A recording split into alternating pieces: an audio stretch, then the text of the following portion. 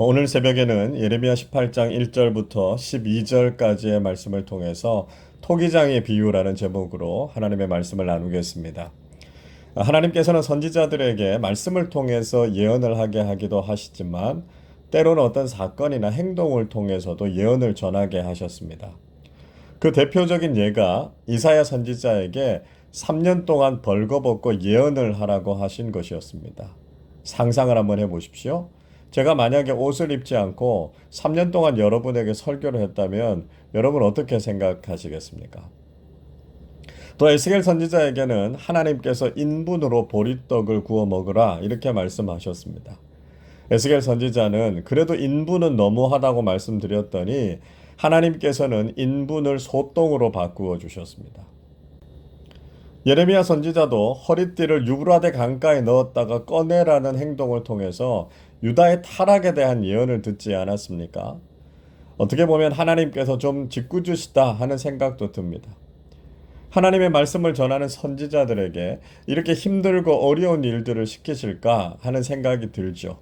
자, 이런 것을 생각해 보면 요즘처럼 이렇게 점잖게 입고 강단에서 말씀을 전하게 하신 것이 얼마나 감사한 일인지 모르겠습니다. 그러나 동시에 우리가 정말 선지자들처럼 간절하고 절박하게 말씀을 전하는 일을 잃어버린 것은 아닌가 하는 반성이 되기도 합니다. 여러분 목회자들이 하나님께서 맡겨주신 말씀을 제대로 전할 수 있도록 늘 기도해 주시기를 부탁드립니다. 이번에는 하나님께서 예레미야를 토기장이의 집으로 보내셨습니다. 2절 보십시오. 너는 일어나 토기장이의 집으로 내려가라. 내가 거기에서 내 말을 내게 들려주리라 하시기로. 하나님께서는 예레미야가 토기장이의 집에서 보고 경험한 일을 통해서 하나님께서 하실 말씀을 전하도록 하셨습니다. 토기장이는 진흙을 가지고 각종 그릇을 만드는 사람이지 않습니까? 예레미야가 토기장이의 집에서 본 것은 무엇이었습니까? 3절, 4절 이렇게 말씀합니다. 내가 토기장이의 집으로 내려가서 본즉 그가 농로로 일을 하는데 진흙으로 만든 그릇이 토기장이의 손에서 터짐에 그가 그것으로 자기 의견에 좋은 대로 다른 그릇을 만들더라. 토기장이는 농로, 즉 돌아가는 물레에서 그릇을 만들고 있었습니다. 그런데 토기장이가 생각했던 대로 그릇이 제대로 만들어지지 않았습니다. 그러자 토기장이는 조금도 주저하지 않고 그것을 자신의 손에서 부서뜨리고 말았습니다. 그리고는 자신이 생각하기에 좋은 대로 다른 그릇을 만들었습니다. 이 토기장이는 창작자이고요, 장인이지 않습니까? 특히 자신의 작품에 대한 자부심이 많은 토기장이는 다른 사람이 보기에는 괜찮아 보이는 그릇도 그냥 던져서 깨뜨려 버립니다. 그래서 유명한 장인들은 자신이 만든 것보다 깨서 버린 것이 훨씬 더 많은 것을 볼 수 있습니다.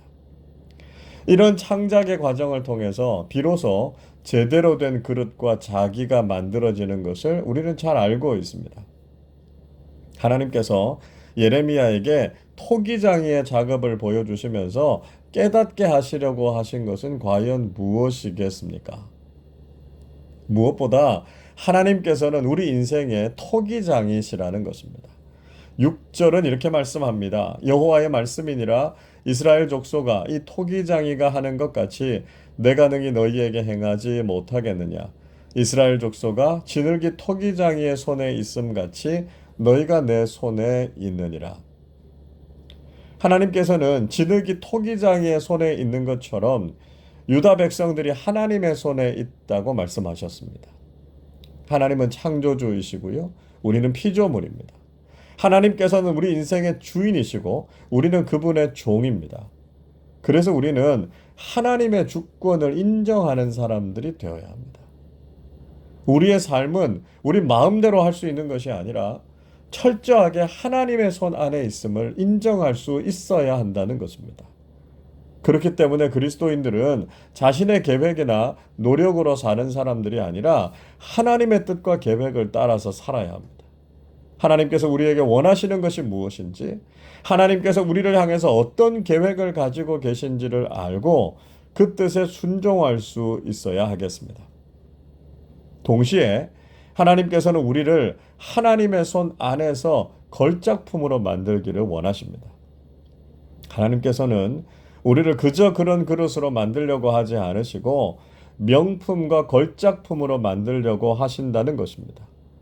그러다 보니까 때로는 하나님께서 그 손 안에서 뭉개고 부서뜨리셔서 다른 그릇으로 만드시는 것을 경험하게 됩니다. 때로 우리 인생이 실패하거나 무너질 때 우리에게는 큰 아픔이 됩니다. 그러나 그것 때문에 낙심하거나 절망하지 않을 것은 하나님의 관심은 그저 무너뜨리고 망가뜨리는 것이 아니기 때문입니다. 토기장이가 자신의 생각에 좋을 대로 다른 그릇을 만드는 것처럼 하나님께서는 당신의 마음에 드시도록 우리를 다시 새롭게 빚어 가시는 분이십니다. 하나님께서는 우리를 최고의 작품으로 만드시고 그런 우리를 통해서 영광을 받기를 원하시는 분이십니다. 우리가 그런 하나님의 마음을 알고 하나님께서 우리를 빚으시고 다듬으시는 과정을 믿음으로 잘 인내하실 수 있기를 바랍니다. 더 나아가서 하나님께서는 한 나라와 민족의 운명도 좌우하시는 분이십니다. 7절에 보시면 하나님께서는 한 민족과 국가를 뽑거나 부수고 멸망시키시도 하신다고 말씀합니다. 그리고 9절에서는 한 민족과 국가를 세우고 건설하기도 하신다고 말씀하죠. 우리는 이런 하나님의 세계 경영에 대한 신뢰를 가져야 합니다. 한 사람만이 아니라 한 국가와 온 세계가 하나님의 손 안에 있음을 믿어야 하고요. 하나님의 주권과 능력을 인정하는 사람들이 되어야 한다는 것입니다. 근데 나라들 중에는 하나님께 불순종하는 나라들도 있습니다. 그래서 하나님께서는 그 나라들을 뽑거나 멸하실 계획을 세우셨습니다. 그러나 8절 보시면 만일 그 민족이 자신들의 악을 깨닫고 돌이키면 하나님께서는 그들에게 내리기로 생각하셨던 재앙에 대해서 뜻을 돌이키시겠다고 말씀하셨습니다. 또 한 민족과 나라는 하나님께서 정성껏 심고 세우려고 하셨습니다. 10절 보시면 그렇지만 그들이 악을 행하고 하나님의 목소리에 청종하지 않으면 하나님께서는 그들에게 유익한 복을 거두시고 뜻을 돌이키겠다고 말씀하셨습니다. 여러분, 지금 우리가 볼 때는 세상이 그저 자신들의 힘의 논리로 모든 것을 이끌어가는 것처럼 보일 수 있습니다. 그러나 그 이면에는 그들을 다스리시는 하나님의 손이 있음을 알아야 합니다. 하나님께서는 지금도 절대자가 되셔서 세상의 강대국들과 모든 민족들을 다스리시고 통치하시는 분이 되십니다. 우리는 하나님의 주권과 다스리심을 인정하고 하나님의 세계 경영을 볼 수 있는 믿음의 눈을 가져야 하겠습니다. 그래서 유다의 운명도 역시 하나님의 손에 있음을 알아야 했습니다. 11절을 보십시오. 그러므로 이제 너는 유다 사람들과 예루살렘 주민들에게 말하여 이르기를 여호와의 말씀에 보라 내가 너희에게 재앙을 내리며 계책을 세워 너희를 치려 하노니 너희는 각기 악한 길에서 돌이키며 너희의 길과 행위를 아름답게 하라 하셨다 하라. 하나님께서는 이미 유다와 예루살렘 사람들에게 재앙을 내리시고 그들을 멸망시키시려고 하는 계획을 가지고 계셨습니다. 그러나 앞에서 말씀드린 것처럼 하나님께서는 언제든지 회개하면 하나님의 뜻을 돌이키시는 분이심을 말씀하셨습니다. 그래서 그들이 악한 길에서 돌이키고 그들의 길과 행위를 아름답게 하라 요청하셨습니다. 하나님께서는 재앙과 심판을 계획하셨을지라도 진심으로 회개하면 돌이키시겠다고 약속하셨습니다. 그러나 결국 유다는 이 모든 것을 인정하지 않았습니다. 12절을 보십시오. 그러나 그들이 말하기를 이는 헛되니 우리는 우리의 계획대로 행하며 우리는 각기 악한 마음이 완악한 대로 행하리라 하느니라. 그들은 모든 것이 헛되다고 그들은 돌이키지 않을 것이고 그들의 계획대로 행할 것이라고 이야기했습니다. 그들은 완악한 마음을 꺾지 않았고 그대로 악을 행했습니다. 그래서 그들은 결국 심판을 받을 수밖에 없었음을 분명히 말씀하셨습니다. 여러분, 우리는 하나님의 절대적인 주권을 인정해야 합니다. 하나님은 우리의 삶을 주관하시고 선하고 좋은 계획을 가지고 계십니다. 그러나 우리가 그 계획을 인정하지 않고 내 마음대로 살기 때문에 하나님의 진노와 심판을 경험하게 되는 것이죠. 우리는 토기장이신 하나님을 인정하는 사람들이 되어야 합니다. 하나님께서 가지신 선한 계획을 신뢰하고 비록 지금의 삶이 힘겹고 어려울지라도 하나님의 뜻을 돌이키시도록 기도해야 할 것입니다. 믿음으로 견디고 하나님의 선하심을 신뢰할 때 하나님께서는 반드시 가장 좋은 것으로 우리의 삶에 이루어 주실 것입니다.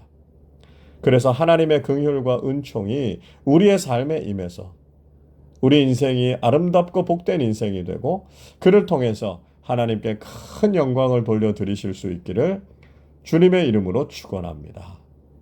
기도하겠습니다. 우리의 창조자여 토기장이가 되시는 하나님 아버지, 저희들을 하나님의 손에서 걸작품으로 빚어주심을 감사드립니다. 때로는 저희들의 교만과 고집이 하나님의 주권을 인정하지 않고 내 마음대로 살려고 할 때가 있었습니다. 그런 우리를 깨뜨리시고 다시 새롭고 선한 그릇으로 만드시는 하나님을 신뢰하게 하셔서 믿음으로 그 모든 과정에 순종하게 해 주옵소서.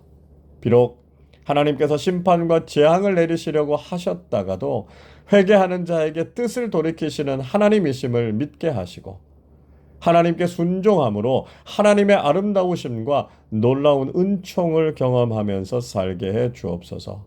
하나님, 오늘도 우리 교우들이 삶의 어려운 문제를 가지고 하나님께 간절히 기도합니다.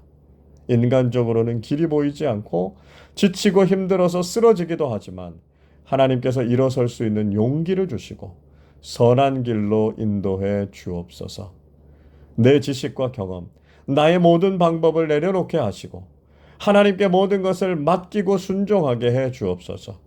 오직 우리는 거룩한 하나님의 사람들로 우리의 삶을 온전히 하나님께 드릴 때 하나님께서 우리의 삶 속에서 놀라운 일들을 이루어 주시고 큰 영광을 거두어 주시옵소서. 지난 밤 태풍으로 인해서 피해를 입은 지역들이 잘 회복되게 하시고 하나님께서 교우들의 안전과 건강을 지켜 주옵소서.